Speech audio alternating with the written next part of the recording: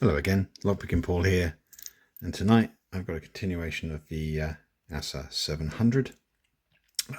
This time it is pinned for red belt. Well, kind of red belt. So at the end of the blue belt version of this lock, I said I was going to go and hunt off for some gins, which I did, and I've got gins in 1, 2, 4 and 6, which is how it should be. What I do not have are T-pin key pins for 1, 2, 4 and 6. So in the truest sense of factory delivered ASSA 700s, this does not have totally true pinning because it doesn't have the key pins. They're all standards. How much difference does that really make to this lock? Well, I believe that the T-pin key pins make the lock slightly more prone to oversetting. It doesn't make this shy about oversetting, I can tell you that much. That said, yeah, in the interest of full disclosure, it may not be a truly red belt pinned lock. Maybe it's a pink, who knows. However, it has been a brilliant trainer for gin spools, which was something relatively new to me. I've picked gins before, but not with vicious counter milling like this has, and I've had to learn to do manual counter rotational float picking to get it open, and I just could not get on with using two tensioners. I think it might be something I'm going to have to really progress, but I figured the other way of doing this would be with a tensioner, but was a really positive fit. So I've been messing around with tensioners, came up with a couple of different designs, but what I ended up with was this. I'll just zoom in on this. This is it's a titanium tent peg, which I have hot forged. It's been hammered flat, then filed, and then quenched in cold water. And this thing works quite well. So with just a gentle push, we'll put this in here. Oh, hang on. Helps if you do it properly.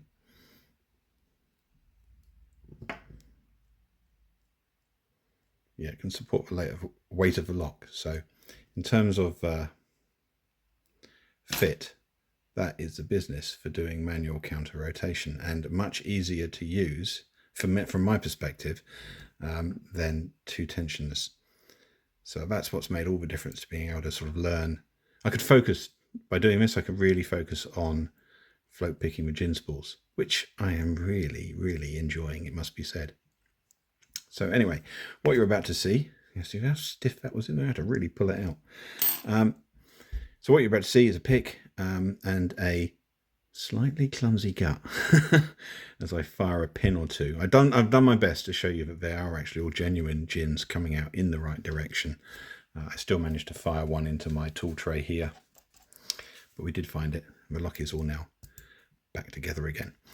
So up now, the pick and gut. Right, here we go. I'm going to film it from above, as my fingers get quite close to the front of this lock, and it obscures less this way. So let's get everything into the counter milling.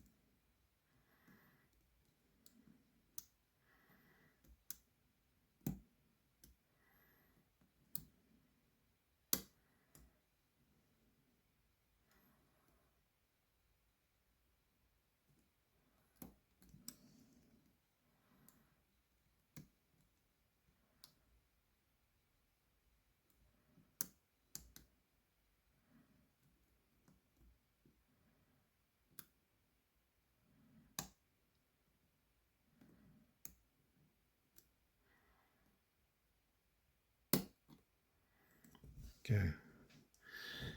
And a counter milling, so let's just check all of the gins are in as far as they can be.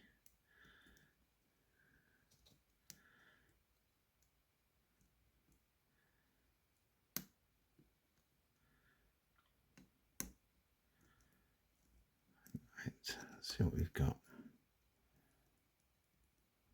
One feels actually set.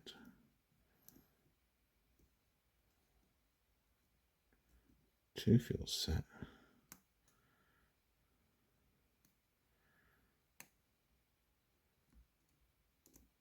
Four doesn't. Yeah, so 1, 2, 3. Let's try 4.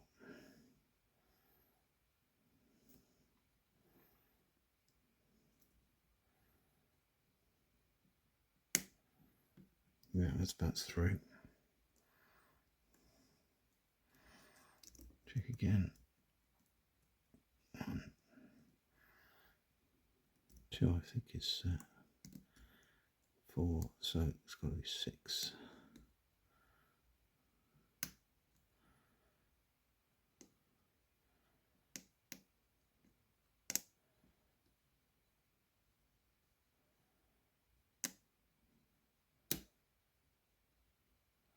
Well, 6 is through. So 1 is 4. Did 4? I dropped 4.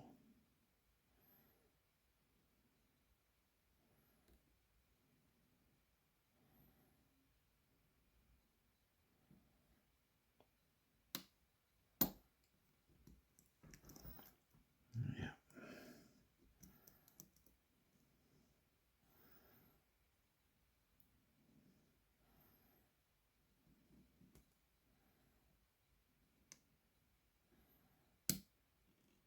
Yeah, there you go. It's just on 2. So 1 was set all the time. Okie dokie. Right, I don't want to hit the camera, but I'm going to change that to multi. And we will go down. So we shall get it gutted.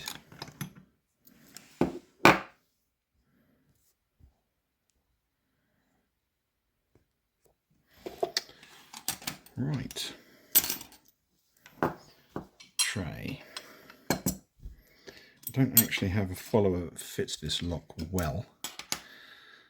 So we're going to have to jury rig something with this and a shim. I'm going to use a key.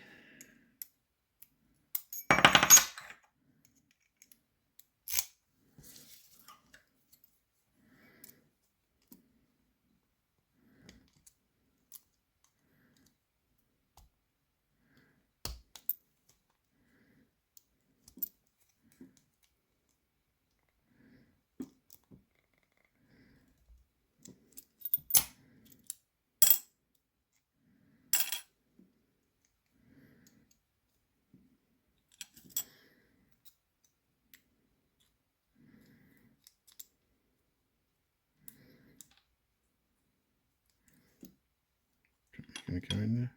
Can't remember last time I gutted this lock if I actually used a shim or not.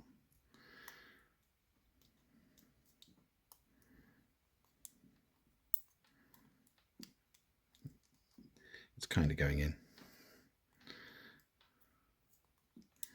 Yeah, it is. Okay.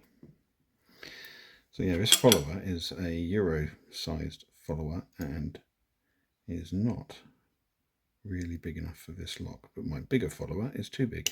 So I'm going to have to push down as I go through here.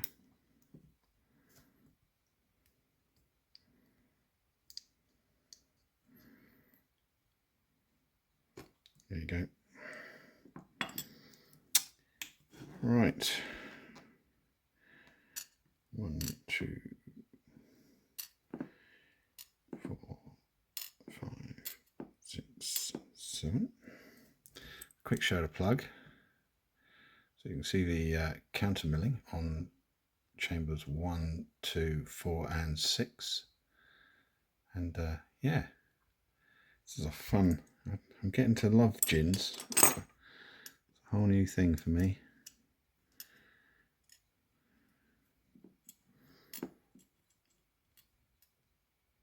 Actually, the best video on the topic I've found so far is Artichoke 2000's Guide to Picking Gin Spools. It's a really great video. It's an old video, but it's super.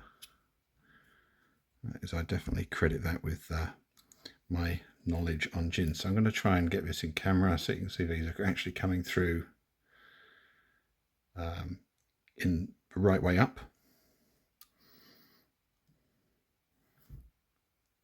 So you can see the lip of the gin there.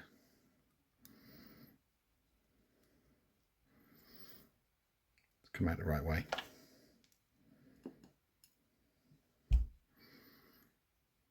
Take the spring out. Oh, come on. Okay, that's on the floor. We'll get back in a minute.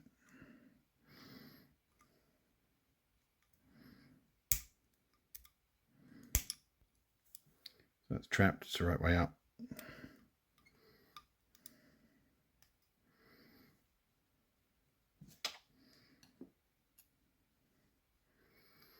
Next one's a standard. Oh, see if we can get this spring out without flying it across the room. Good job, I've got loads of ASSA springs. Drowning in these things.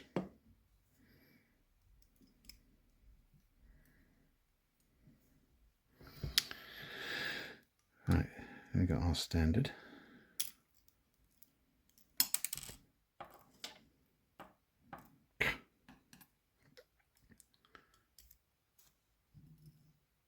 That's no spring. And another gin just coming out.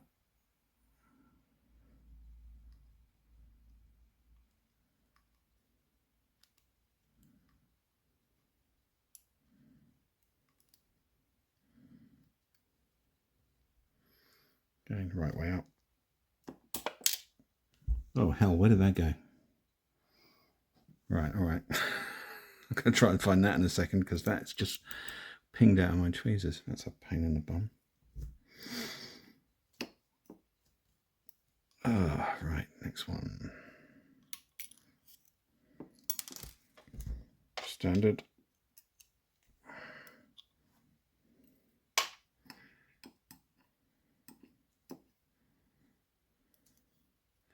And number 6 is a gin that's come out.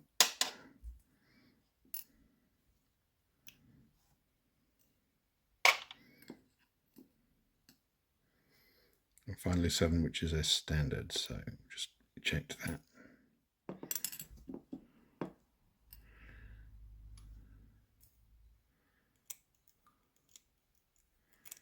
Oh.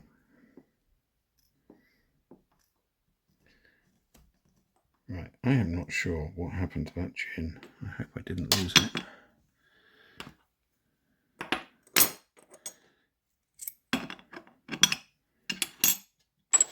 Let it go in that tray. Ooh, that's a bother. You do a good pick and then you lose the pins. Ah, there it is. I see it. Happy days. Just a spring to worry about. I'm not going to worry about that. Got loads of them. So, let's just show you this. There they are. 4 gins, 1, 2, 4 and 6. ASSA 700. Kinda red belt pinning, maybe pink belt with. It depends how much those key pins really matter. Anyway, I am very, very pleased with that. Not so much with the gutting, which seems to be clumsy as heck. But anyway, ASSA 700 with gins, I'm delighted. Cheers.